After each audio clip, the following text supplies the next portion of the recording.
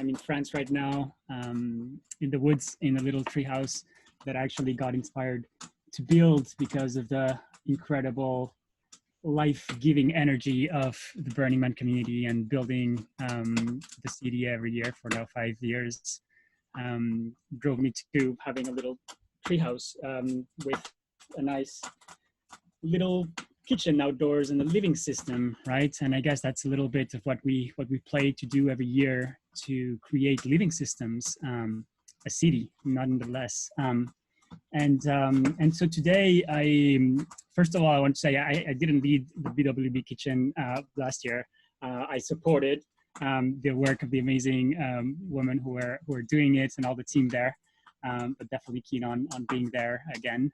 But yeah, so I wanted to give a bit of share a bit of big picture thinking around what food actually is, and what it means for us to have the opportunity at this time in history to take a stance when it comes to how we feed ourselves and we feed each other, especially at Burning Man, and with everything that is moving around our landscapes now, with this transformative 2020 metamorphosis that we're all going through.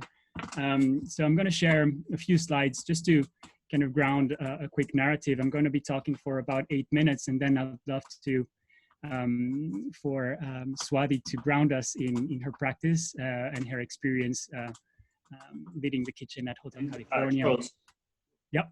Charles, right before you do, it almost sounds like there's like popcorn popping in the background. It's making me a little hungry. I'm wondering if we could like stop that. It's my stove. It's my stove, unfortunately. Okay. Okay, I can turn off the air coming in. Hopefully that will, yeah, sorry about that. It's not popcorn. No, it's fine. Wood burning. Right, so I wanted to, yeah, it's a bit loud, sorry about that. So I wanted to share kind of a little bit, so just quickly, I come from cooking, right? I studied culinary arts in fine dining and worked in Michelin-star restaurants and all that, but then quickly got into using food as an artistic medium to communicate emotions and to inspire different ways of being and thinking. And I ended up doing research in experimental psychology at Oxford University, studying the senses. And that led me to working more with communities and social innovation with food at the center. So the time that I spent in academia, again, gave me very interesting perspectives, and I want to share a couple of them with you now. The way life was born on this planet was very much out of a primordial soup, as you may know. Why am I talking about the birth of life to discuss food? Well, the first life forms, what they were doing, and maybe the most ancient of our senses is taste. Because what the first molecules that emerge in this primordial soup, the first kind of living organisms, were actually tasting their environments to try and capture nutrients, to try and to transform them, absorb the energy that was contained in those nutrients, and then be able to reproduce, right? So that means that at its very core, life is not without feeding. Everything that lives eats, right? And hence, if we think about a system like Burning Man from an outside perspective, we see kind of that food is very much the fuel that moves us, right? So that has, I think, very deep moral and philosophical implications that I'm excited to dive in. We evolved as a species and turned or kind of became human around 2 million years ago. And there's a few kind of theories around how we became human in the first place. The most tempting one and the kind of latest kind of conversation goes into thinking that we actually became human, not when we started eating meat and killing animals, but actually when we started controlling fire and using fire to pre-digest the foods that we had in our environment, and hence extracted more energy and nutrients. More nutrients were bioavailable to our bodies when we process them through food, right? So for us as burners, this might mean something, right? We are humans, and this is why we have such a deep connection to things burning. but also it is that connection. We are the only animal that cooks. We are the only animal that transforms their food into delicious kind of experiences through the use of fire. Actually, you see it here in how we evolved a social brain and how we evolved the brains that we have today as Homo sapiens sapiens. You see here the size of the brain kind of starting to grow like significantly faster, and the turning point here being around 2 million years ago when we invented fire. We humans are the cooking apes, the creatures of the flame.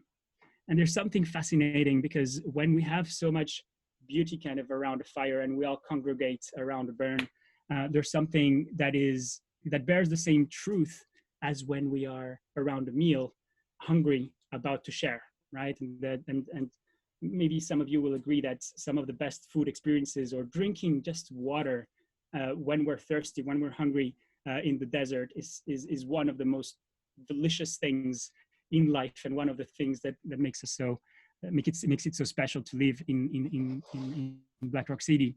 I want to share a little anecdote that is actually quite recently found and kind of shaken the way we understand the birth of civilization. Göbekli Tepe is here kind of probably one of the most ancient archaeological sites right in the border between Syria and Turkey. And there's something really special about what we understand now about the birth of civilization from what we've discovered there. We thought that humans became agricultural species and then developed the cities because we were gathering. We stopped being hunter-gatherers. We gathered around the same place and started agriculture around the places of living, right? But this place predates the first temple to being born before the advent of agriculture. What that means is that as humans, before growing food, before becoming an agricultural species, we were a species that shared a belief system, that shared a sense of belonging around a temple. And this might bring kind of, this is a drawing from, maybe what it looked like to live in Göbekli Tepe 9,000 years ago, building temples, collaborating, and having an abundance of life around us to feed ourselves. What does this mean that we first came up with a shared temple, a shared belief system, and then we came up with food systems? Just wanted to put out there as something to think about, right? When we think about not only how we're living today, but also how we can live in the coming decades and this turning point in history. This is very much how we're dealing with today. And this is very much how we feed ourselves on a kind of, let's say on average, when we go to the burn or when we live in a huge city. We are consuming natural resources. And as you know, the agricultural system is one of the main causes of climate change and ecosystem degradation, and really maybe at the core of many of the problems that we have today. This is just a kind of a little idea of the impact that we have depending on different diets, right? As you can see, the vegan diet has a lower CO2 footprint on average. Doesn't mean that vegan means that it's the perfect diet, but in many cases, on average, it is less than half the amount of carbon footprint. And here I wanted to bring also this, the Drawdown project, where we have the most comprehensive kind of climate solutions. And here, out of the top 20, 7 solutions are related to food. And on the last kind of calculation, the number 1 and number 3 solutions are actually reducing food waste and eating more plants. So what does that tell us? That tells us that experimenting at Burning Man with a food culture, with, let's say, kind of reestablishing a cultural connection to natural resources and food in particular, can be a source of solutions, can be a source of inspiration for many. And not only on how we live on the desert 1 week or 2 weeks a year, but also all throughout the year. And yeah, I just kind of wanted to say kind of that. There's more slides, but I don't want to take more time. I would love to hear Swathi, which has been doing an incredible work at Hotel California, proposing a different type of diet and how to implement it. And she's found some incredible insights there. So Swathi, I don't know if you wanna start sharing, and I'd be happy to add a couple of comments after you've gone. Thank you so much, Charles. It's so interesting to understand what really, like, how we're connected to this going back in time, and how we could really change our culture and our environment with how we choose to eat food. I have a really funny story with how my first burn was at Hotel California. I had 6 months of blissful ignorance after camping with Hotel California, where I thought the entire like Burning Man culture was around like mindful, like eating plant-based. Everybody really, really cared about like what food they ate, how they chose to come together in community around food. And I was really just enjoying this blissful ignorance until I was at a dinner party with new burner friends in New York, where they were talking about salmon and scallops in their meals, and like bacon, and every time anybody ever said bacon at the burn, I thought it was like fake bacon. It was like vegan bacon, or and it never really never really settled into my brain, where I was like, oh, like people are actually eating meat in this extreme condition where the chances of meat going bad are much higher. So yeah, I think thinking back to that moment of like, how could I have thought that all of Burning Man was vegan, which is now one of my dreams, is that I wish the Burning Man as an organization, we could be more mindful in being more sustainable about how we eat at the burn. So my first year at the burn was the year that our entire camp switched over to being a sustainable kitchen and plant-based, and it involved a lot of conversations about like what kind of experiences we wanted to have around our meals, and what kind of recipes. So I thought that every camp did this, and I was very wrong. Our camp's idea is to create a sustainable plant-based menu by buying food in bulk, recycling our waste sustainably, responsibly, with a focus on designing experiences of community around food, and of course, food that is really nutritious and hydrating for us in the desert. So how did we do this? It's not easy to separate meat eaters from meat. So we built an Excel sheet where we had each person's dietary needs, and I'm trying to present it. Can't find it. So we created an Excel sheet that had an easy way to calculate what each of our protein needs need to be, and we entered that into the sheet. And our camp is designed into groups of 5 to 6 members as a part of each tribe, and we focus on building, and that tribe for that day focuses on building a menu, creating a menu for brunch and dinner. And we take into account how much portioning, amount of food.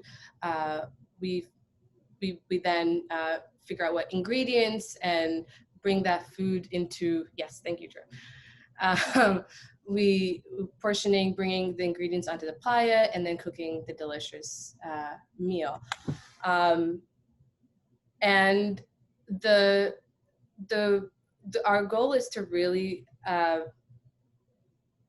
build a prototype of such to build a menu that we could then share with the playa. And so we've had delicious meals. And here with Drew's, yeah. So that's where we have the the protein requirements per person each day. Some of our campmates are allergic to bullshit. And yeah, so that's how we got our campmates on board to try being plant-based 2018. And then in 2019, we took it further and focused more on designing more experiences and rituals around our food.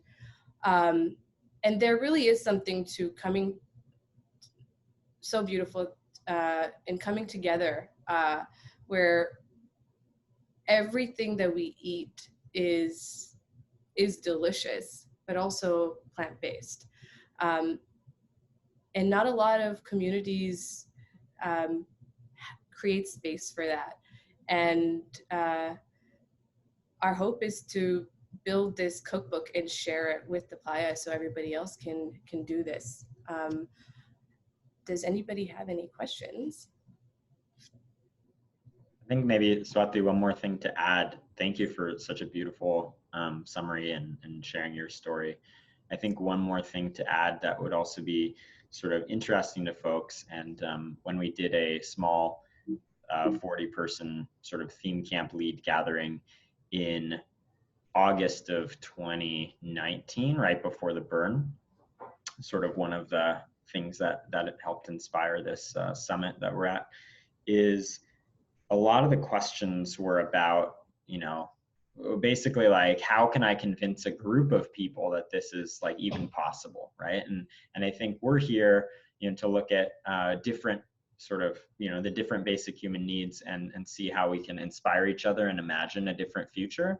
But even for our group, you know, there was a lot of resistance in the group, and this only was able to work because over the course of many years, we had gone from making meals that are accepting of all diets, you know, because we do have people in the camp who are celiac and can't have gluten, and people who don't want gluten, and people who, you know, choose to be pescatarian, and people who, you know, choose to be vegetarian or vegan. So we always wanted to make something that was inclusive of everyone. But 2015, 2016, that used to look like a big buffet, right? Where people take what they want. And it was just like, you know, piecemeal meals, inclusive of everyone's diet. And the year that we transitioned to being a vegan kitchen in 2018, it was because a lot of people were already making these meals that were inclusive of everyone and sort of trended towards being vegetarian, that we saw it was, you know, about 90% of the way there, because people were having to buy like nut milks and other things like that anyway. And our kitchen lead at the time, Ella, eats a plant-based diet, and she, you know, we sort of just nudged everyone to say, hey, can we experiment with this for 1 week, 7 days, or however many days people are out there, and just try it out and see what it looks like. And it doesn't mean you can't bring your own bacon, doesn't mean you can't, you know, cook a steak on a cast iron stove, like, you know, yourself. But we're just like, when we gift it to each other, we think a lot about the gifting experience of like food as this gift and this shared experience between humans. And when we gifted that to each other, we wanted to see what if that was only plant-based, and how could, to Swathi's point, how could it just be delicious and also plant-based? And it's also changed a lot of our campmates. I know a handful of campmates who are now plant-based and vegan who weren't before, after experiencing this on playa. And so it really has that potential to shift our relationship with food in the default world. Yeah, I want to add something to that. I think we have, you know, because it is transformational experience, different realms of the human, right? There's an opportunity to that every experience becomes an educational one. And I truly believe that, first of all, you know, working in kitchens, understanding gastronomy, kind of, and seeing where, from a purely sensory perspective, pleasure is derived from particular arrangements of molecules, right? Like, for example, the taste of umami, which is what makes us crave meat so much. Bloody meat, we crave it so much because it's full of umami taste. That umami can also be found in plants. And if well engineered, a menu can have the same or more amount of deliciousness, be more easy to digest, and create and also have a lesser footprint in the ecosystems that feed us. So there are strategies, and I think it would be super interesting to see us coming together, sharing best practices in that aspect. And also, I think that there's, you know, this is the dream world right here. This is the dystopian world right now, right? And we can't just go and jump straight into the dream. We have to find ways of getting closer to it and adjusting as we go and creating feedback loops that help us design best these things. I just want to share with you one such idea that I think is really powerful. So this image is the planetary diet. This was created by the EAT Forum and the Lancet Commission, which is basically about 40 scientists, experts in nutrition, in environmental science, and in general health science, came up with the best diet in order to basically tackle, you know, issues around consumption and especially the carbon footprint of our diets globally. And what I like about this is that you can see that everything, you're allowed to eat everything, right? There's nothing forbidden, but the percentage of dairies and animal source protein is only about 10% of the diet, which means that you can still eventually have one special day where you eventually mindfully sacrifice an animal, source it from regenerative sources, because, you know, arguably a regeneratively farmed chicken has a lesser carbon footprint and in general environmental footprint than getting superfoods from the Amazon, right? And without talking about the social issues around some superfoods in particular in the global South and Latin America especially. So thinking about models like this, blueprints where 50% of diets are fruits and vegetables can be interesting tools, I believe, to come forward with a culture that is just more mindful of all this without taking any of the pleasure and any of the culture and tradition. Because for some folks, going to camp is doing meat, and we must address that as well. So where is the balance? How can we source better meat? How can we make people really engage in this leave no trace that goes into leave a positive trace that goes not only at Black Rock City, but also outside of it. So that's kind of what I want to add to that.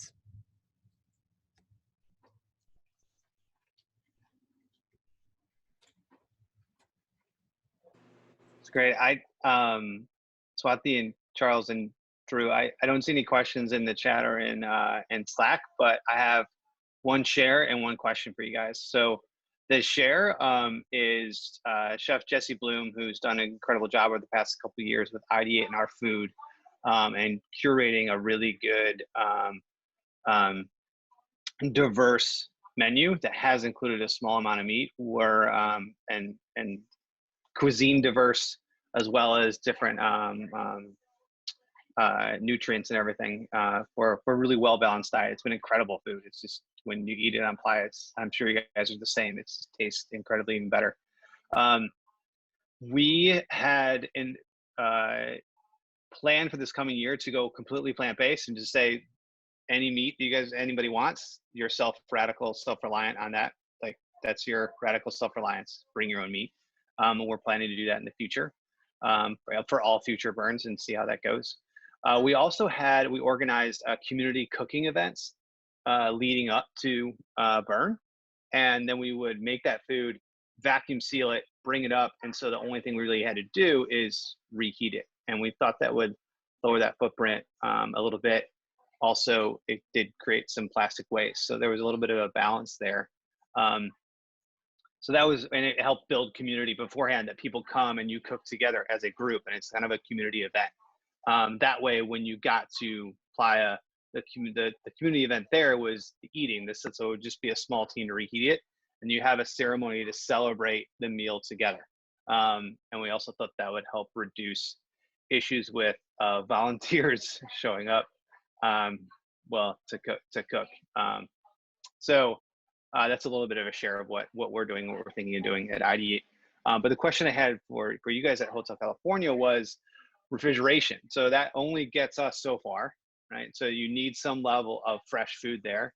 What are your thoughts on how you handled refrigeration, and what do you feel about I think it was new in 2019, I could be wrong, the new fresh produce service that was on Playa. What do you feel about that and refrigeration of fresh food?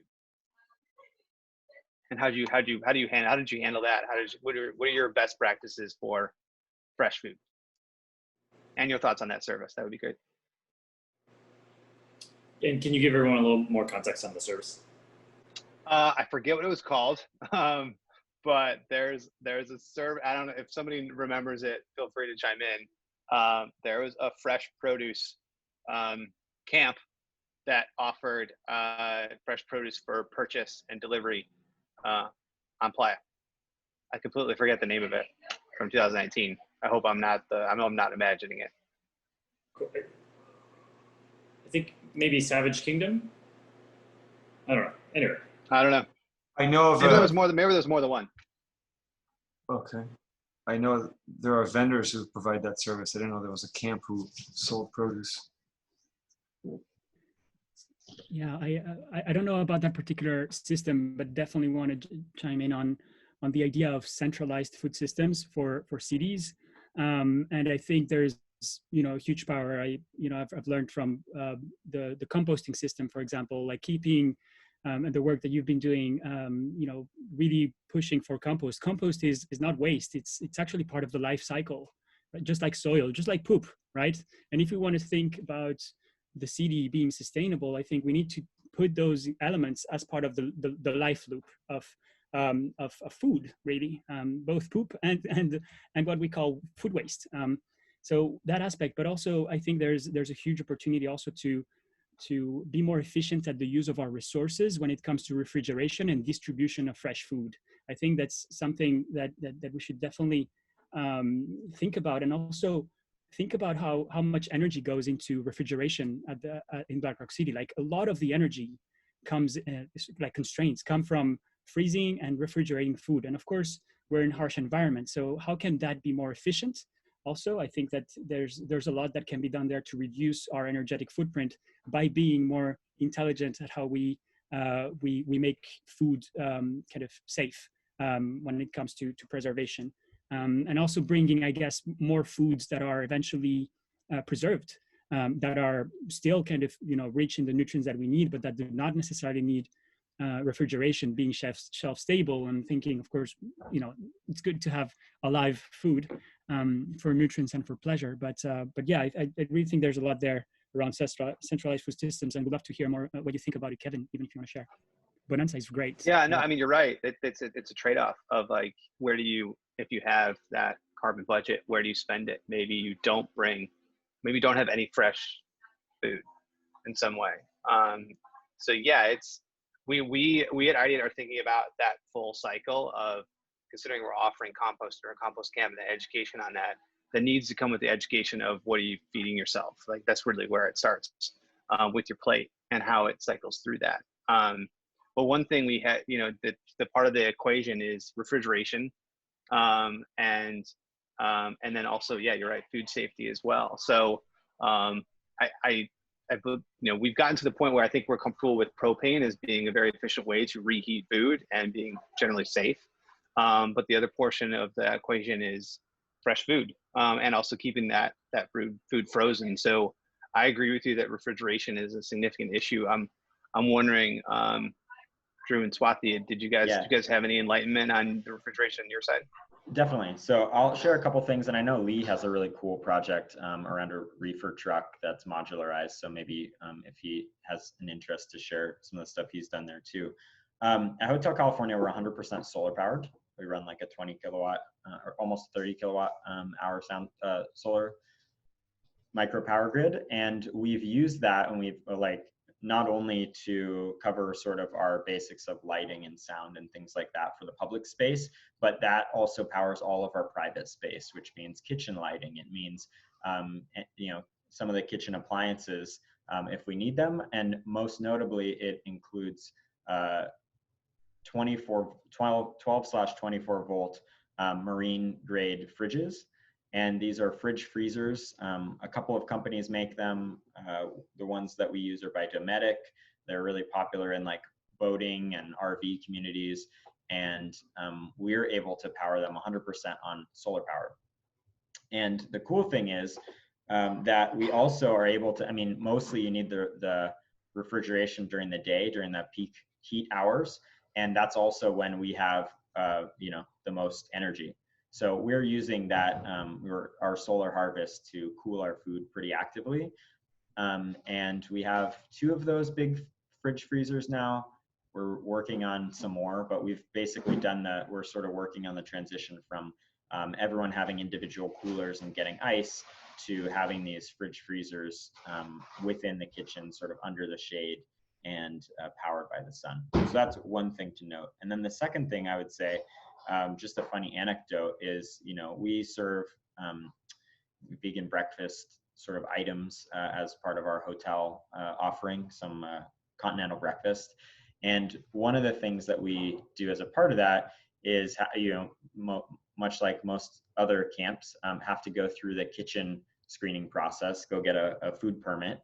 And funny enough, I think it was 2 years ago, we had the kitchen, you know, permit folks come by and they were looking at everything. And, you know, they're like testing our water and testing all this other stuff and just making sure it's great. And at some point in the conversation, Ella, our kitchen lead, is talking. It's like, oh yeah, no, we don't have any meat. It's all plant-based. And he goes, wait, this whole kitchen, there's no meat? And he's like, oh, I mean, you could drop food on the ground. I don't care. Like, as long as it's not meat, it's not going to spoil and you're good. So I think that's one of the things to note about sort of having more plants and shelf-stable stuff. You know, preserved food and shelf-stable, great, just like Charles said. But even with just plants, I mean, the meat's not, you know, there's not spoiling meat. So that's one benefit I think I'd say. And then, yeah, solar powering the fridges is another big piece. We still haven't gone electric for cooking, like any induction cooking or anything like that, but it's something we've considered, played with. It's just, you need a lot of power to power that.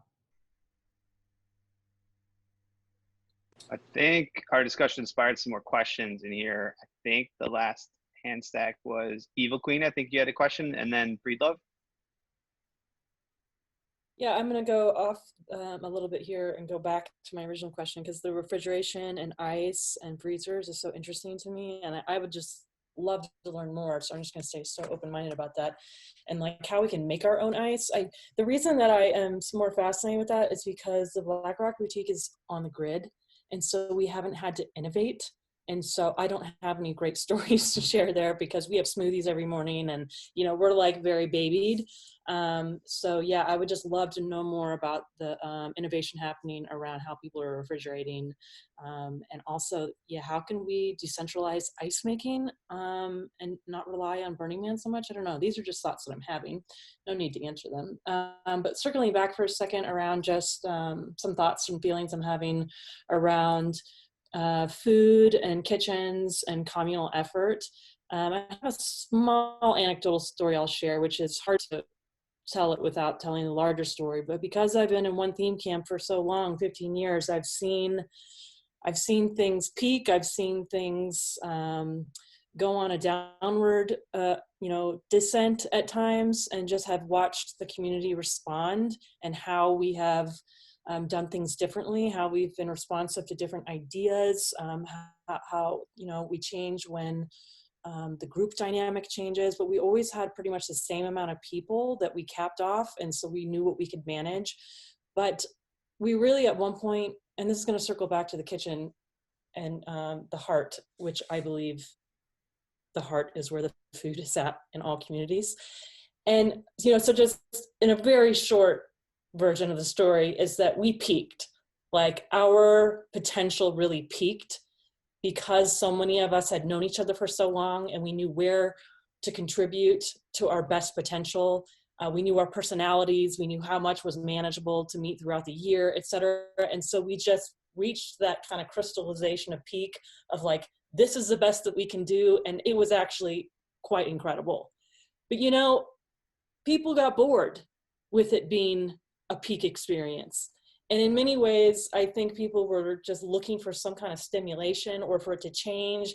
And then because of that, it reflected back on our community, and we began to internalize it, and a lot of projections were beginning, you know, to end up back on people. And it was very perplexing and actually a very difficult time for our community. And so long story short, what ended up happening is, you know, I think people were just really worn out after putting so much time in for so long and the amount of work that's required year round. And so, you know, we kind of changed models a bit, and my leadership, you know, I went on to DPW, and so I wasn't able to participate as much. And we went to this kind of camp of one model where, you know, I really resisted for a very long time. I was still I'm still very involved as, you know, a veteran, alumni, elder, right? I want the camp to thrive still. I still believe in the boutique, and I believe in the gifts, and I believe in the community. So, you know, over a course of time, I had to just keep letting go and letting go and letting go of how it was needing to shift, and people were wanting to shift, and they didn't exactly know how. And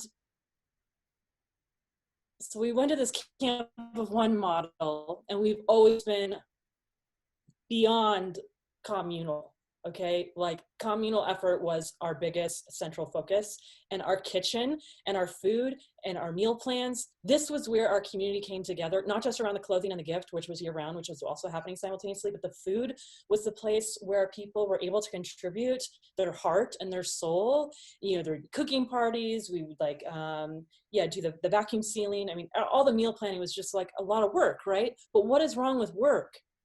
What is wrong with work? And this is where our camps started having a lot of friction around, well, I don't want to put in that much work. It's like, whoa, like this was not an easy thing going on in our community, okay? So we went to this whole camp of one model. And so for the last number of years, we almost completely got rid of all of our infrastructure, okay? Our infrastructure was everything we created communally over, 15 years, all right? People wanted to sell all of our infrastructure. And I was like, no, we're not going to do that until we see how this camp of one model goes, right? So in looking back, you know, I've learned a lot of lessons from just letting go and surrendering and seeing that people wanted to change. They wanted to do things different. They wanted to experiment. But I'm going to be very honest with you guys. Like, the one thing that it hurt, it still hurts my heart, is that we lost our kitchen. We lost the meal planning. We no longer have a kitchen. We no longer have a central place where people come together. And I go to the camp now, and I don't know people. I don't know how to completely interact with people, because I don't know, like, you know, maybe I'm a little socially awkward. We have a bar now, which we've never even had a bar. This has been very much a work camp. And I'm just like, it's saddening to me. It's saddening to me to see that this need to work less has actually really impacted our community in a negative way, in my opinion and in my perspective, from just watching the evolution over the years. And so I'm just imploring everybody to just, you know, really, truly what you're doing around the food and connecting with people in that way, that is our humanity. That is our core identity. That is where our heart is. And I think we all know that in our hearts and souls, right?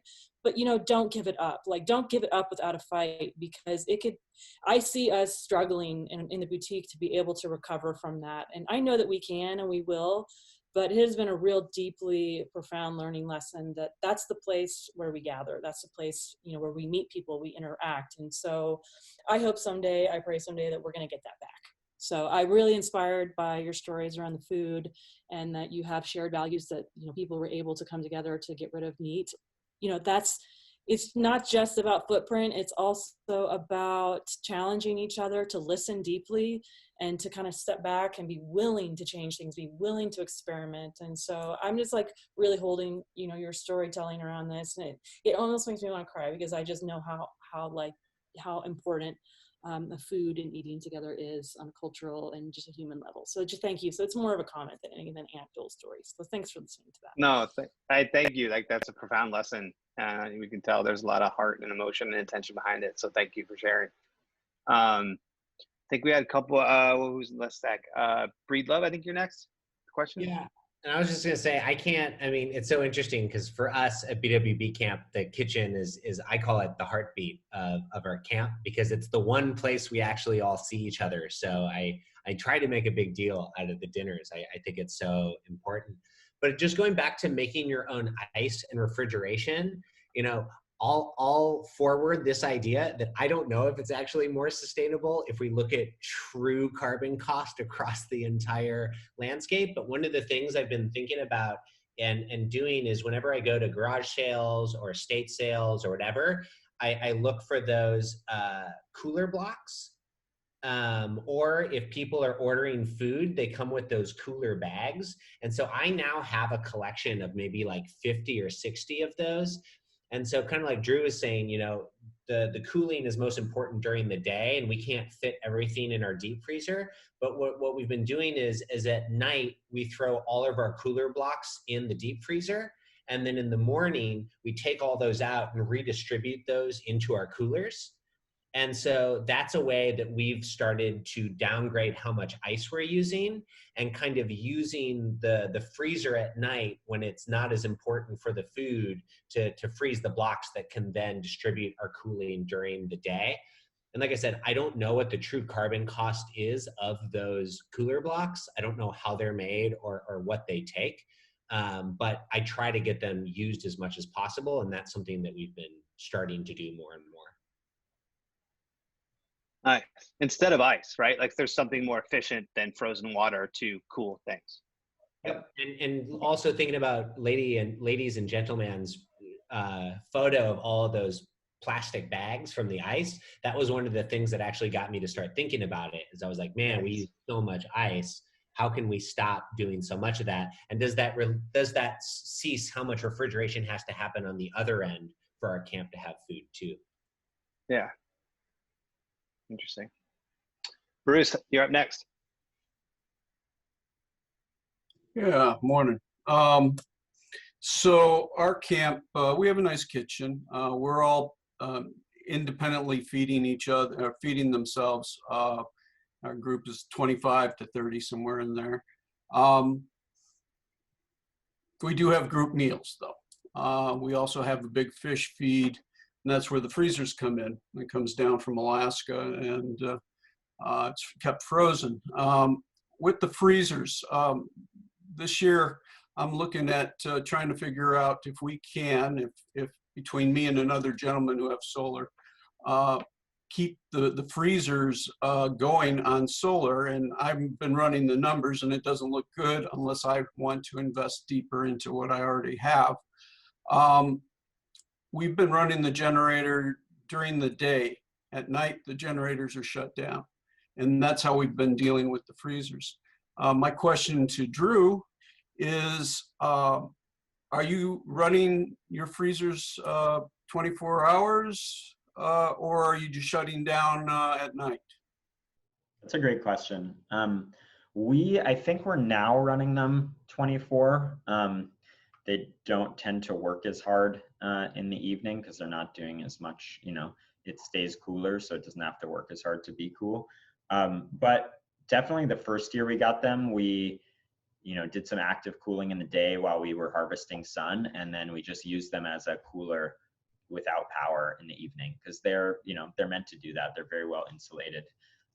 These Dometic ones are top opening so that the cool air stays down, as well as they have like an insulation that they ship with them. And so there's a bunch of these. I don't want to, you know, plug anyone because they're all pretty similar. But what we also found, we specifically were looking for one that was 12/24 volts, which some of them are, and some of them will only run on 12. Our system is a 24 volt system. And so that's why we sort of looked at it to do that. And downstepping to 12 would have been fine, just like a little less efficient. And so when we're looking for efficiency, we sort of like have tried to hand pick all these appliances that fit our needs. This But I would say don't be afraid to like get them run it during the day if you have enough sort of like panels, basically, and then feel free to sort of leave it at night. I think it's most important to just keep it cool during the day, in our experience.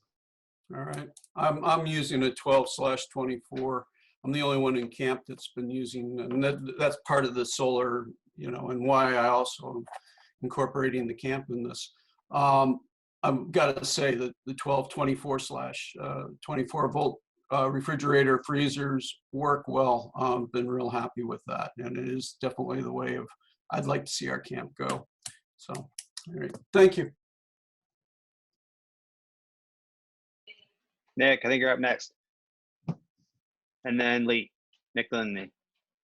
I think Lee was first, actually. Oh, sorry, Lee. Go ahead.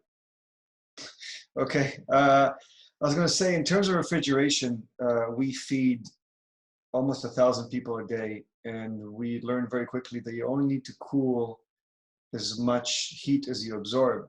So by insulating your freezers more than what they already are, your electric needs are going to be way less. So if you take it to the extreme, if you had 10 feet of insulation, you would almost not need to cool it once you arrive on playa. So we ended up taking 6 70 cubic tub freezers, putting them inside a reefer truck, and then plugging a 5,000 BTU AC into that truck. That is enough to make sure that all those freezers are barely running. And we keep all the food for a camp of 160 plus the 800 extra meals we make a day cold with a 5,000 watt generator is enough to support that whole cooling system. So insulation is the key. And I posted a link in the chat with the video of me walking through the truck and showing how we do it. We also took, instead of having refrigerators, we took the tub freezers and we put temperature control outlets on them. And that turns every tub freezer into a tub fridge. And by adding a fan inside the fridge, a 12-volt fan, you also move the air around so the temperature is consistent throughout the space. It's all in the link, and it's been working great for us for the last few years. Lee, do you mention the cost, like the total cost to create that entire environment? Well, I bought a used reefer. It just important to me to have a diesel engine, so because I only use it for Burning Man, and I didn't want it to break, and that cost me about $5,000. And then each one of the tub freezers, I think I paid $500 for because I bought them as a set, and Home Depot has a sale. But yeah, so I think in total it was about less than $10,000 to create that whole truck. And oh, another added bonus is because it's modular, and this happened to us before, once a tub breaks, we just reallocate the food from that freezer, move it around the others, and we don't have to deal with an emergency food spoil situation on playa. Right. I'm guessing it has a lifespan of, I don't know. So far, 2 years. There we go. All right, Swathi, I think we have time for one last question, right? That's Scott, and then we'll wrap. Yeah, just wanted to make sure, Nick, you feel like Lee covered that? The only thing I'd have to add to that is Lee's point is exactly correct. Any cooling device that you can make more cool will get more efficient. And the only thing I had to add to that is that in the no spray agriculture space, what you see a lot of people doing is they'll take a regular DC air conditioner that's designed for a room and use that, overdrive it to create a cooler in a regular space, in just a smaller, more insulated space. And that's how they cool all their vegetables before they go to the farmer's market. And that's an idea we can take back to playa that's just dovetailing on what Lee had there. Yeah, thanks, Nick. And then we'll take it over to Scott. I think this is going to be the last question. If you really have a dying question, let us know in the chat. Over to you, Scott.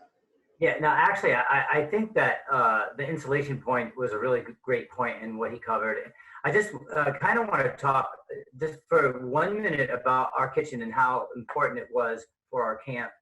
Basically, we had enough 2 independent lines that ran for vegan and then people who didn't. I mean, we had a wide range of different dietary needs that we had to fit. And It was really a matter of labeling and respect and the general community understanding that there, even though we try to be as sustainable as possible with all our practices, there are different people who have different dietary needs, and it's important to give them a range and respect in the food space because it's so central to community, like was so eloquently, the Queen so eloquently spoke to. And I couldn't imagine anything like not having our 6 o'clock meal where we ring a bell and everybody comes to the central place in the camp.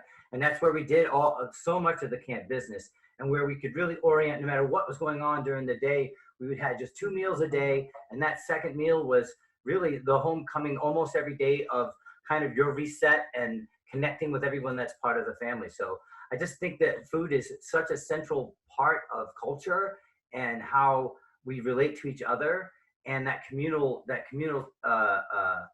centering around it isn't so much a dietary selection as it is a function of human interaction. And so the way that we're both tolerant in that space and also creative in that space to make sure that tolerance can fit well with everyone's beliefs. And I'll turn it back over to the team. Just wanted to say that.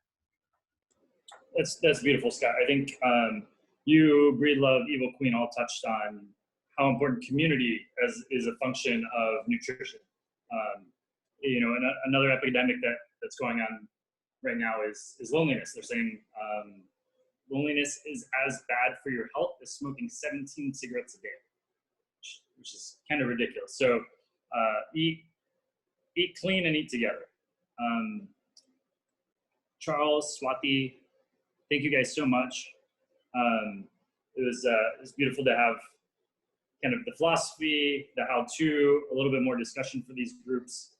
And Swathi will be the interim group lead. So if you guys want to get activated on the Slack channel, please do that. Everyone has a lot of thoughts, and I want to make sure we all come together. And Swathi is working on an open source cookbook for the pie, which will be amazing. Yeah, and I think something that was interesting, of course, since we're more in discussion now, the Slack has been quieter. So we'd still love for you guys to get active on the Slack channel food. Cool. Should we give him a little round of applause real quick? Thanks, guys. And thanks, Charles. It's like, I think it's like 10 p.m. where he is, and he's in a cabin with a wood burning stove. So thank you so much for tuning in and joining us all the way from where you are. Always a pleasure. Cool, guys. We're coming into our last kind of working group topic, and that will be on shelter. This, you know, what Drew's work is, he's gonna present his presentation that he gave at Fly Ranch, as Breedlove shared a couple times, was what kind of led us to visualize this community, and here we all are today. So excited to have Drew present what he's been working on, and also Lee. I think a few years ago, Apply Alchemist, kind of by the camp, was gifted like this interesting container module to sleep in. And it was by far the best thing I've ever slept in on the playa. And I invited Breedlove over to come check it out. He was like, dude, you got to meet Lee. He actually came up with the original design, and you guys iterated on it. And then, of course, at Fly Ranch, Lee came with, was it like a 5-gallon bottle of wine? I've never seen a bottle of wine so big. And we're just passing around the campfire at Fly, and I got to connect with Lee, and it was just a special moment. And the person who had iterated on the design also came to Fly, and Lee and him had never met. And it was so beautiful just to hear like how they had both learned since Marco had gotten Lee's original design. Lee had iterated, Marco had iterated. They were both just like jamming out, and that's also really like the inspiration, that energy of like, hey, I did this, and then they're just like geeking out and activating each other, and you know, I was so sure that was going to help inform better designs next time. So glad to have you both. I'll turn it over to you want to start, Lee? Drew, do you want to start? I think I'm going to be starting, and then Lee's going to go second, and then we'll have a nice conversation after that. Hi, everyone.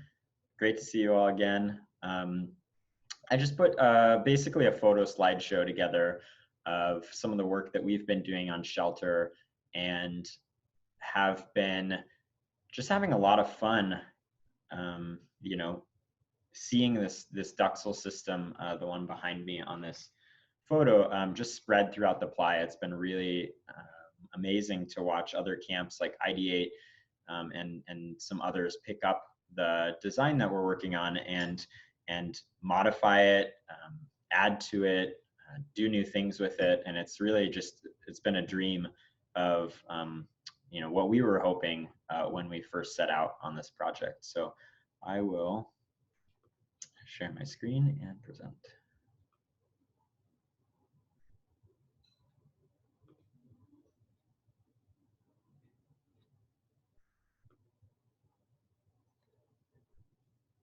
Can I get a thumbs up if we're seeing the full presentation? Awesome. Might be a little slow to load with all these images. Okay, so we